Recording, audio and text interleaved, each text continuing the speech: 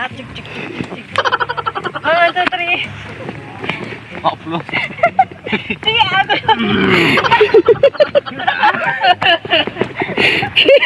Pabalik, pabalik.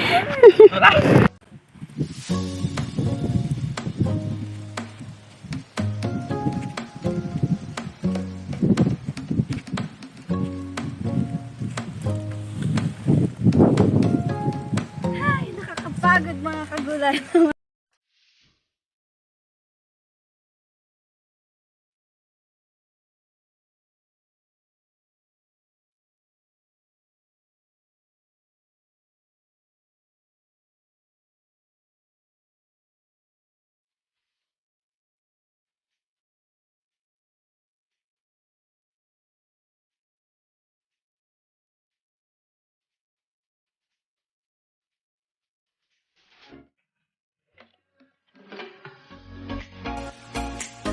Guys, welcome back po sa aming channel. So for today's video, ipapakita po namin sa inyo kung saan namin itatanim yung mga pinunlan namin. So ito, sige, pakita mo.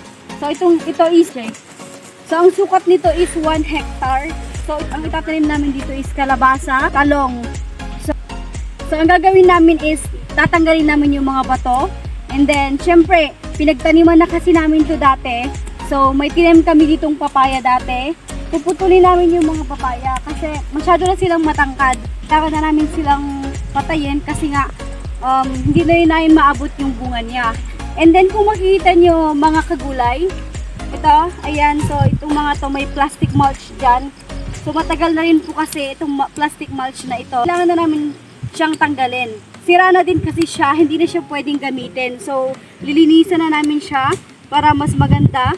Pag nirotor nila ito is mas malinis. And then tatanggalin namin yung mga bato kasi may mga bato dito na nag-ipon.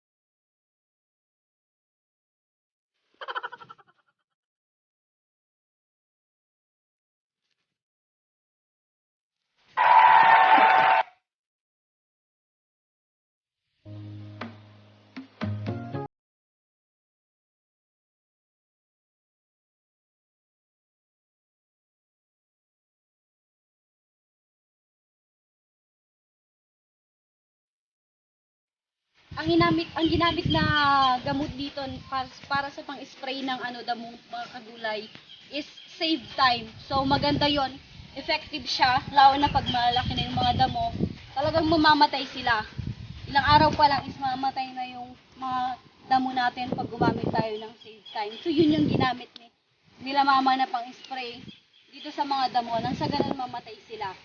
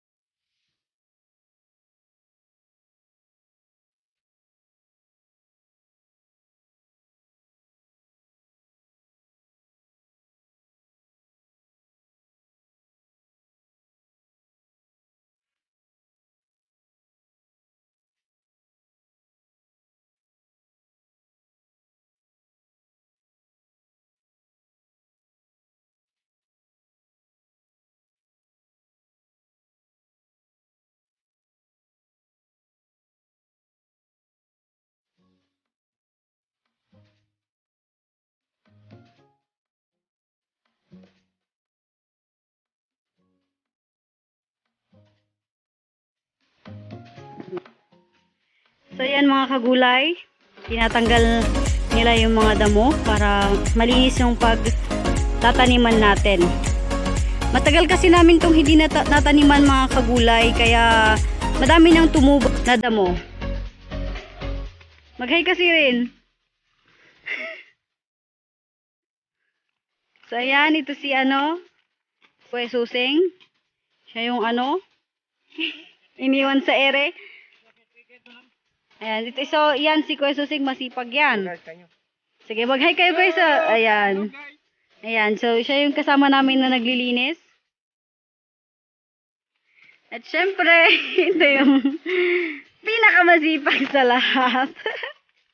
Ay, hindi may mas masipag pa si Mama. So, yan mga kagulay. So, ayan si Mama. Yung pinakamasipag sa lahat.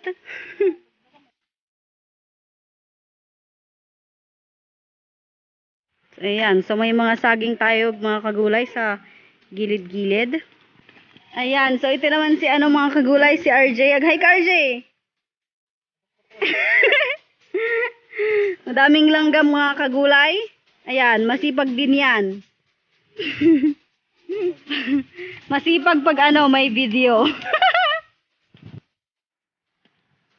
Itong mga to, lagay natin dito sa sako and then dadalhin natin sa gilid mga kagulay. Para pag nagtanim tayo ng ng mga gulay, malinis.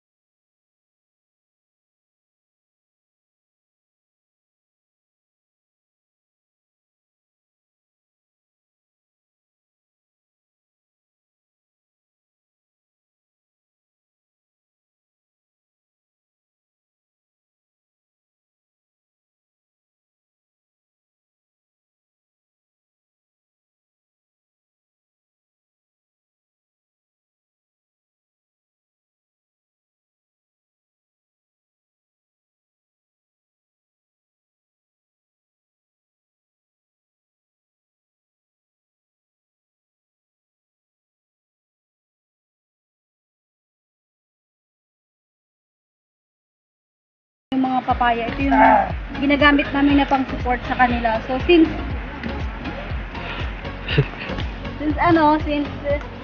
wala na, katapon na rin namin itong mga kagulay, lilinisan na rin namin.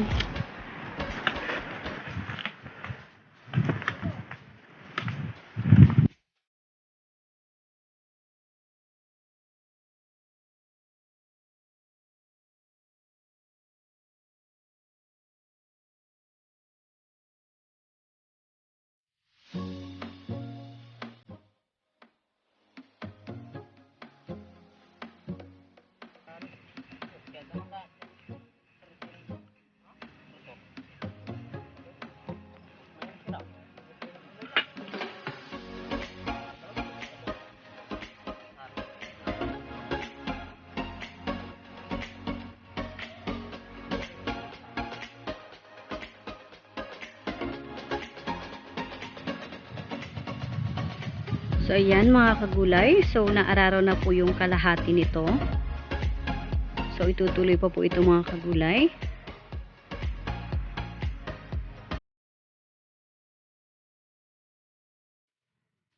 Ayan, so doon na part mga kagulay, tapos na po. So pwede na po naming unahin na taniman doon. Tsaka po namin isunod dito sa hindi pa po natapos. Hindi pa po kasi tapos mga kagulay.